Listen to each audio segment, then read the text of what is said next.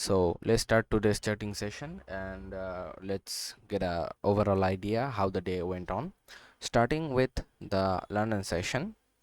Okay, and first starting with the bias for the London session. If I This is our 1 hour chart here. So if you look at the 1 hour chart pretty nicely, we had a massive sell off from yesterday from the FOMC move.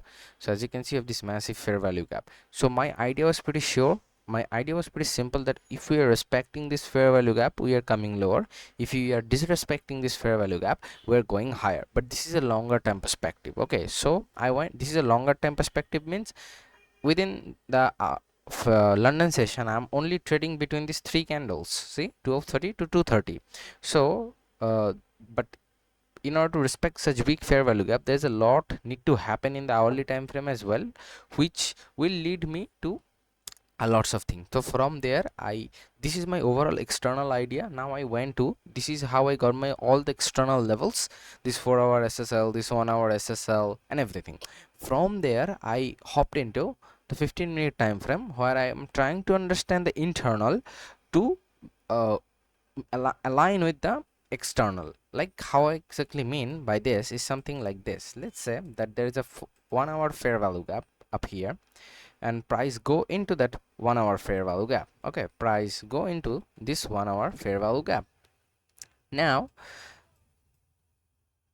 from the internal perspective, going into a lower time frame, seeing the shift in structure, you understand that this one is getting validated.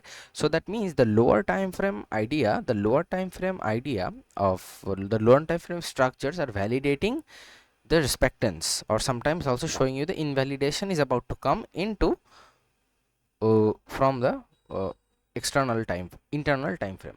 So what am I trying to do here, that I switch to the 15-minute time frame. As you can see, where is the 15 minute? Maybe this is the 15 minute.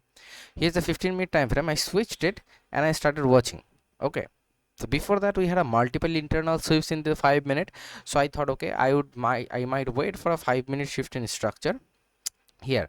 Okay, by that time I actually saw that we had another internal sweep, and we had this displacement. I won't call it a displacement. We had this candle closing downside, and we end up forming a small fair value gap. Okay,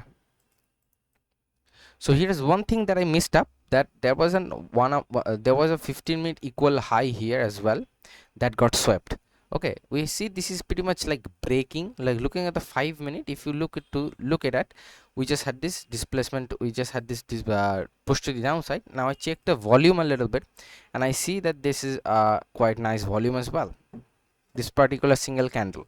Okay, so my idea was to be simple. Then, as I said, that I focused on the internal time frame. If you look at the 15-minute time frame, there's two things that we have this order block first of all, and we have all this internal sweep. So my idea was that 5-minute and 15-minute aligning, that if I can see that 5-minute respecting this fair value gap, I can most possibly look to see price go for this low, and price break through this low will definitely confirm that we are going for this 15-minute order block. Okay, so my idea is simple. So what I did, I marked this. So this is what I mean by internal, that we are still inside the 1 hour, but I am trying to focus on internal to understand, because there is like anything happen from here gonna take a lot of time. Like, it literally took the whole session to give you this move to the downside. Okay, so this is why I'm focused on the internal perspective. So this is the fair value gap. I just want to see its respects. Okay, then I can confirm it that we are going lower. So going to the 1 minute, sorry, going to the 30-second, as according to the time frame alignment. Now here is a very beautiful thing. We had a divergence maybe, but whatever, I don't recall it right now. But we have our internal sweep, and after the internal sweep, you see this like this is the low that got formed, and I see this low getting broken, considered as a shift in structure. But again, the checklist has to be there. First, visual displacement.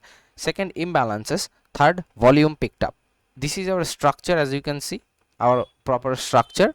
This is our visual displacement. Absolutely, I'm looking, you're gonna measure the displacement below this, and I'm seeing a huge fair value gap. As I already mentioned, this is another kind of displacement which is pretty beautiful. Here you see between this between candle is very big and you get a very big fair value gap. Okay, this is one.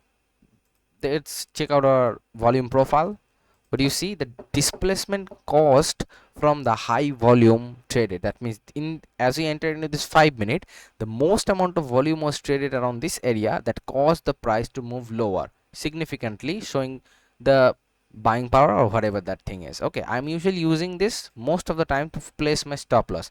I'm seeing that this is the high volume zone area, so I'm gonna put my stop above this high. Okay, I'm always putting my stops below or above the high volume zones. This is one thing confirmed, and that's a general context that I sometimes take, and most of the times. Visual displacement first confirmed, model checklist 1 confirmed, then comes the displacement. I want to see, massive amount of selling come into the market. Massive amount of selling means stacked imbalances come into the market, lots of sellers. Absolutely, you see this all negative numbers. Okay, this is, you can understand through color scheme, but the main thing that is in my mind is look at the stacked imbalances. See, there's a lots of imbalances into this candle. This is second confirmed. There's a lots of, I want lots of stacked imbalances, not one or two. I see this big move, there is one or two imbalances that not gonna work. I want to see multiple imbalances stacked upon onto everyone, and a lot of sellers. Okay, and you can also understand something like this absorption type of thing, but it's easy to understand through volume, and I'm coming into it. So that's second thing confirm, imbalances. Now the very crucial thing, which is volume. I'm seeing a displacement, I'm seeing a strong push to the downside.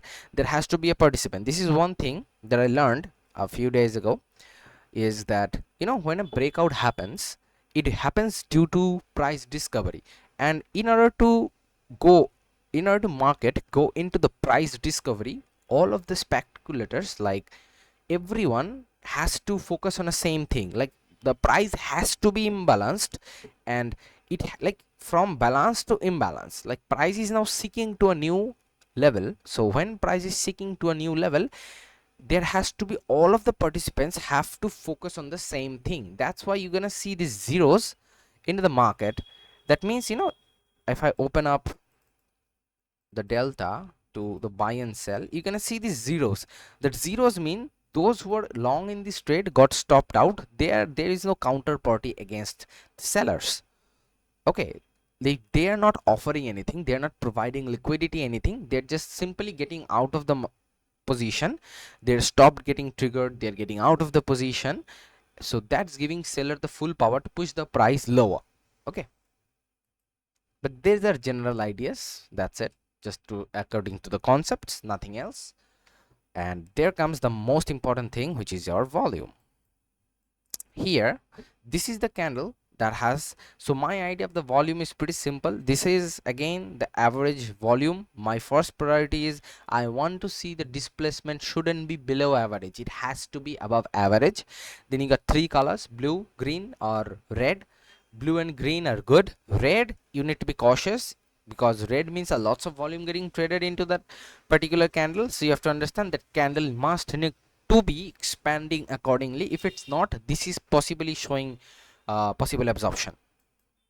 So as I can see, nothing else, we have this massive candle displacement. So imbalances, displacement confirmed, and there is our green blue candle above the price. Okay, volume confirmed. And there is a few things you can understand. Volume is gradually increasing, and this candle is the highest amount of volume that was traded from here to here. So that's an overall comparison idea. The main thing is I'm seeing a blue bar above the volume price with heavy above the uh, average volume. Blue lines means good amount of volume, and visual contrast idea I'm seeing gradually volume increasing. And the most important thing, looking for the visual perspective, that this is where quite a lot of amount of volume trade. Like once you entered into a tray, once you entered into this POI, as you can see here, we entered into this POI. From here to here, this is where the most amount of volume was traded during this move. This is the same thing you're gonna see in the footprint as in the profile as well. Most amount of volume traded on this level, and price at this push, we had this massive amount of volume traded, and this was most likely the most amount of volume traded during this area. And you can also take it from the moment you enter into the POI. Here we have entered into the POI, this was the most amount of volume that was traded. right? So there's three perspective confirmed. Now here is the case. What ended up happening? Now I took my trade out of this fair value gap and I put in my stop above this high. Simple as that. Okay. Now I cannot define where is the breaker block, so I'm taking out it from this fair value gap. Now here, as you can see, I got tapped into the tick, but in my broker chart I hadn't, like, not even like 0 point, it was like 0.2 or 0.3, something like this pips. I missed the move. That means they had this push to the downside. I was not able to enter just for a few 0.23 pips only. Okay, now what's ended up happening, that after that we push to the downside, I was trying to take the trade from here, but I was not confident enough, so I didn't took it. Maybe I should have, give it a try with the 50%. Maybe this is what I could have done, because I'm seeing the 30-second absolutely are coming out of this high volume zone, breaking below this candle. This is when you will definitely lower your stops, and if you're trying to get on second entry, this is where you might would like to take the trade. Another thing that I could have done, that okay, waited for the further confirmation, as I'm seeing this green candle going in and we're closing through this. Now what is this becoming? This is becoming what you call the absolute propulsion block. These are very highly respectable areas into the money, into the price. Let me actually see how does it looks in the footprint charts. Nothing specific,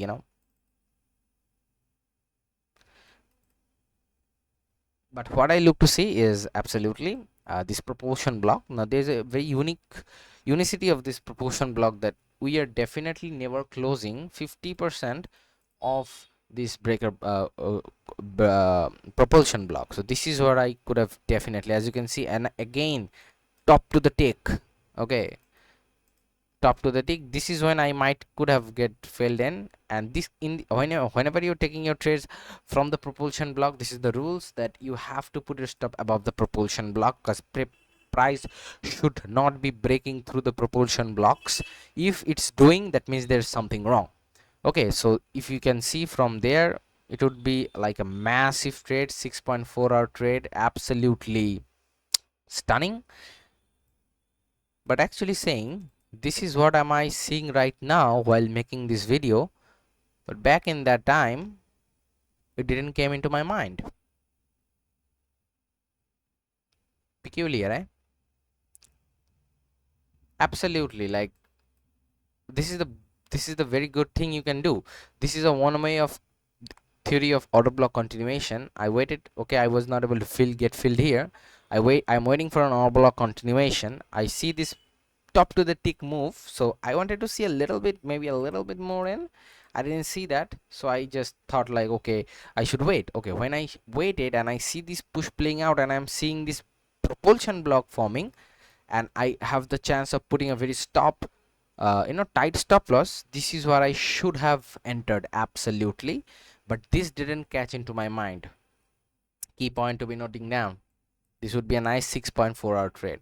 So this was pretty much it, and after that, if you look at the 15-minute time frame, I missed the move absolutely. And after, if you look at the 15-minute time frame, we got an order block and we got a fair value gap. So this is most likely what I call the conflict zones, when you have two different perspective POIs very closely. So usually price chops in there, because there is no contextual direction until one of these two levels get broken. So in this case, as you can see, by the leftover time, like till 2:30, we were just consolidating. Then we had a little bit of push breaking through this order block, then again a push to the downside, and then we finally had this push to the downside. Okay, this is when I came into the London New York AM session, 7 p.m. and by the time we were starting of the session, we have already came back to the 1 hour SSL. Now here's a little tweak here again. As you can see here, there's a lots of consolidation happening. Consolidation happenings mean I have only one rule: mark out the high of the consolidation, mark out the low of the consolidation. In between, nothing matters to you. Low of the consolidation. In between these two, in between these two line, like anything internal does not matter for me. Doesn't I don't care if it getting broke through, I don't care if it getting respected, nothing else. I just only care about the externals. Okay, because in the accumulation or choppiness, you don't gonna see any form of, you know, respectance or disrespectance at all in the first place. So it doesn't matter me, only the external levels. So by this time I was also having multiple divergences. So you, when you're having these divergences, one divergence I was having with the delta was this high and this high, this low and this low. So I was hoping to take the trade, but as I'm seeing this one's getting broken, I really didn't, you know, find that kind of confidence to take into the trade. And I was also, if I would stay trading this, I was violating my rules, so I didn't, and I waited for this one to be broken. And as you can see, this one got broken, that confirmed these other deltas at the top getting fucked up, and you have one delta left in the ranks, that's confirming the delta. That's confirming these lows are exhaust lows, because delta divergence is one kind of another thing that shows exhaust highs and lows besides the footprint.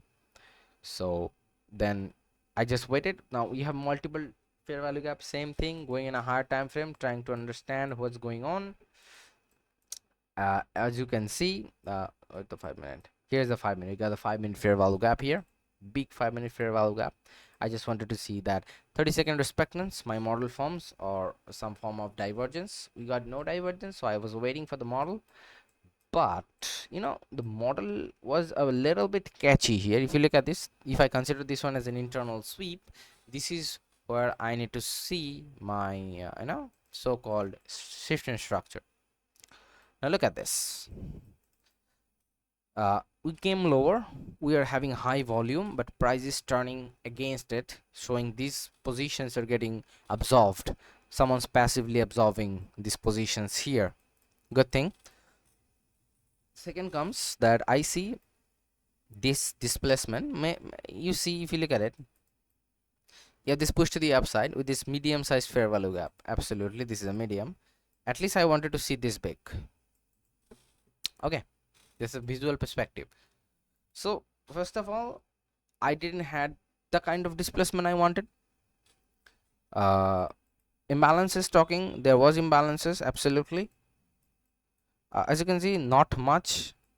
This is the move I'm talking about exactly. I got three normal, there is no stacked imbalances at all, like normal three. So this was also not checked, but we had a little bit of, we had volume, quite nice, literally, as you can see. Okay, we had quite a bit volume, as you can see. Compared here, we are having some nice high volume coming into the, this is one checked only. Okay, and so this is why I, you know, didn't took the trade. And you know, after that, once we actually got the push, uh, it went into the 1 hour fair value gap, as you can see here. So this is the time I should not be trading, and I should just wait and watch for either it's get respected or disrespected. So by the time it happens, and by the time I was waiting, it was already, you know, 8:40, 8:50. So my New York session end time came. So that's it, because after that there is no trade for me. So I also, you know, I really didn't got much any trade here. So New York AM session, I didn't got any trade, absolutely, I would say. And London session, I actually had missed the trade. I should have think it in a different way. Actually, I should have, you know, I should have understood that what I just understood about the propulsion block during this video. But I should have, it didn't catch into my mind back then, but it should have. Okay, it should had. So all right, no problems. Times like these, situations like this will happen. Best thing to do is do your journal, do your homework, and get ready for the next day. So this is it for the London charting session. Nothing much to talk about, so that's it.